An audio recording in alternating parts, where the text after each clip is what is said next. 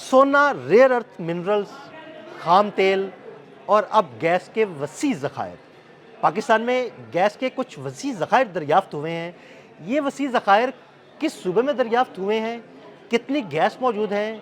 और इसका पाकिस्तान की इकॉनमी और मुल्क पर क्या असर पड़ेगा? आमिर रज़ा से बात करते हैं। आमिर भाई, कुछ नए ज़खायर दरियाफ़्त हुए हैं गैस के, हमारे नाज़रीन को बताइएगा। जी, सबसे पहली बात तो ये है कि खित्ता कौन-सा है? पाकिस्तान का आपने बता दिया, लेकिन ये वही खित्ता है जो इससे पहले भी पाकिस्तान की पूरी गैस की ज़रूरियात जो है पूरी करता रहा है। यानी सुई के मुकाम से गैस निकली तो सुई बलूचिस्तान का ही इलाका है। बिल्कुल। अब के भी ये गैस जो है बलूचिस्तान से ही दरियाफ़्त हुई है और ये बहुत बड़ी दरियाफ़्त है, इसको बाकायदा ऐलान कर दिया गया है। यानी हमारी जो एनर्जीज़ हैं हाँ जिस जी। कंपनी ने ये सारी डिगिंग की है और उस डिगिंग के बाद ये गैस जो है निकाली है, ये कितनी है और कितने आने वाले सालों तक ये गैस की ज़रूरियात को पूरा करती रहेगी, इस पर बाद में बात करेंगे।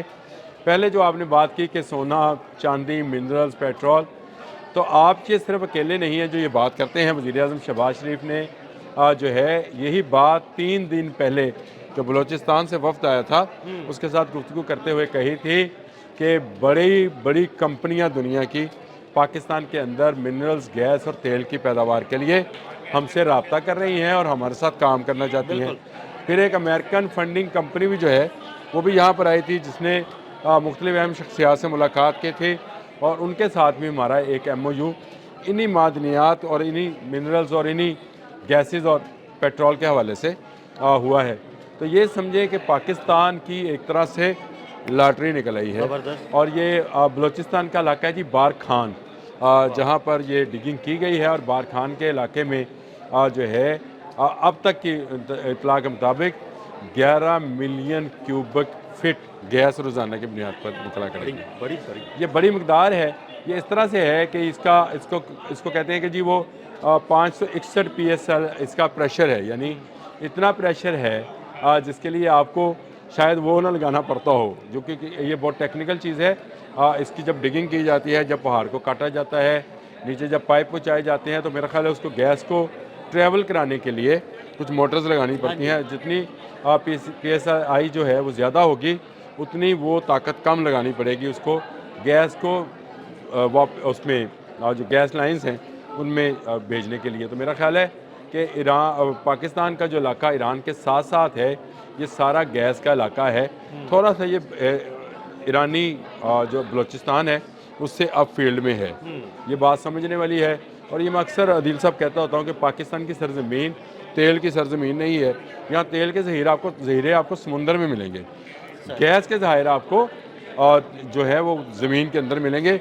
और ये बड़ा कुआं जो है खोद दिया गया। अब तो खैर इंटरनेशनल मीडिया के साथ साथ नेशनल मीडिया ने भी ये खबरें चला दी। और गैस की पैदावार जो है वो हमारे लिए ज़रूरी क्यों है?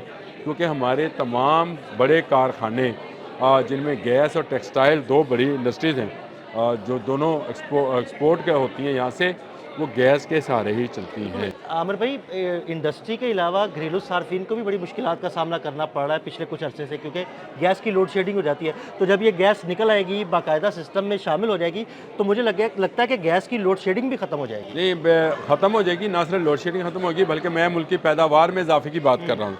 मैं ये बात कर रहा हूँ कि हमारे हम सबसे ज़्यादा टेक्सटाइल एक्सपोर्ट हाँ जी, करते हाँ जी। हैं, खाद एक्सपोर्ट करते हैं, खाद भी हमारी बाहर जाती है।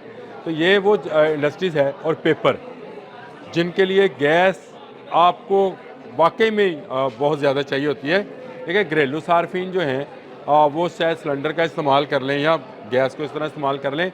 हालांकि ये गैस जो अगर पाइपलाइंस में आएगी तो घरेलू सार्फिन को भी मिलेगी, जो कि किसी भी अवामी गवर्नमेंट का सबसे पहला काम ये होता है कि वो घरेलू सार्फिन को दे।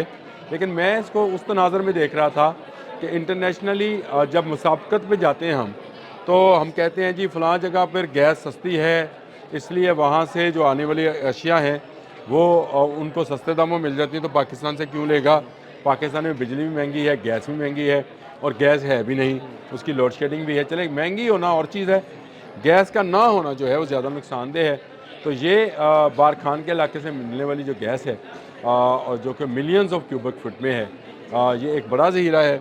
मैं अभी इस पर, जब आपने मुझे कहा कि ये स्टोरी करनी है, तो मैंने सर्च भी लगाई, तो उन्होंने कहा कि सुई से तो निस्बतन छोटा है ये सारा सुई के जो ज़ाहिर थे ये बहुत बड़े ज़ाहिर थे और इसलिए ज़खायर हम इस्तेमाल भी तो एक लंबे अरसे से कर रहे थे और अकेले एक सुई से कर रहे हाँ। थे, इसीलिए हम उसको सुई गैस कहते हैं आज हाँ भी, जी बिल्कुल। जहाँ से भी गैस आ रही होती है। लेकिन ये जो है ये भी बलूचिस्तान से ही मिला है। सबसे अच्छी बात यह है कि इससे ये शवाहद मिले हैं कि इसी इलाके में मुख्तलिफ जगहों पर मज़ीद गैस भी मौजूद है।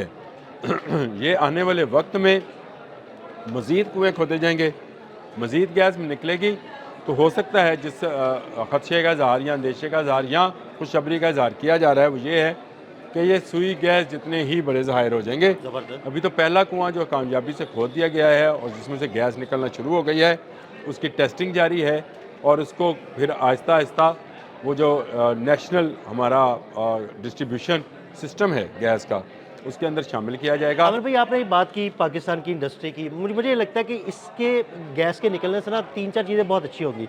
देखें, जब ये गैस सिस्टम में आएगी तो आपको सस्ती गैस मिलेगी, क्योंकि एलएनजी पे इन्हिसार आपका ख़त्म हो जाएगा या कम हो जाएगा, क्योंकि एलएनजी आप इंपोर्ट करते हैं और वो महंगे दामों आपको मिलती है, उस पर इन्हिसार आपका ख़त्म हो जाएगा, गैस सस्ती हो जाएगी। जब गैस सस्ती होगी तो इंडस्ट्री में इस्तेमाल करेंगे तो प्रोडक्ट्स जो हैं जो बनेंगी वो सस्ती बनेंगी। जब प्रोडक्ट सस्ती बनेगी तो मार्केट में आपको चीज़ें सस्ती मिलेगी, तो ये तो बड़ा अच्छा एक सिलसिला हो जाएगा। और उसके अलावा जो रेवेन्यू आपका बाहर जाता है एलएनजी खरीदने में, वो रेवेन्यू भी बाहर नहीं जाएगा। देखिए बड़ी बात यही होती है कि जो आप जितना धातें हैं, मिनरल्स हैं, जिस तरह से ये गैसेस और पेट्रोलियम है, कि जितना आपको अपनी सरजमीन से मिले उसका फ़ायदा तो होगा।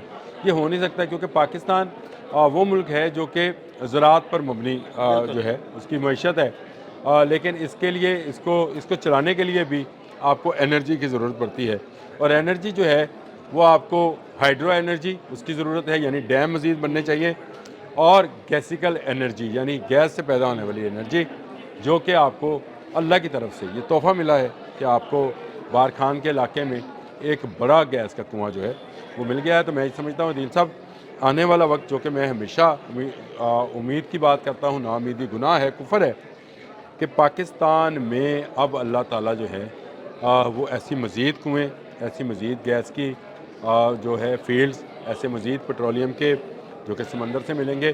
और आपको आने वाले दिनों में मैं एलएनजी के मतलब भी एक बड़ी खबर देने वाला हूँ, जिसका आपने जिक्र किया कि क्या एलएनजी भी हमारे यहाँ से निकलती है या नहीं निकलती है, ये भी आपसे ज़रूर जिक्र। बहुत शुक्रिया आमिर रज़ा जी। बिल्कुल, आमिर रज़ा ने बड़ी तफसील के साथ आपको बताया कि किस इलाके से गैस के ये वसी ज़खायर मिले हैं और इससे हमारी मईशत पर क्या असरात मुरतब होंगे। अदील अहमद और आमिर रज़ा को इजाज़त दीजिएगा। अल्लाह हाफ़िज़। देखिए, घरेलू सार्फिन जो हैं वो शायद सिलेंडर का इस्तेमाल कर लें या गैस को इस तरह इस्तेमाल कर लें। हालांकि ये गैस अगर पाइपलाइंस में आएगी तो घरेलू सार्फिन को भी मिलेगी, जो कि किसी भी अवामी गवर्नमेंट का सबसे पहला काम ये होता है कि वो घरेलू सार्फिन को दे।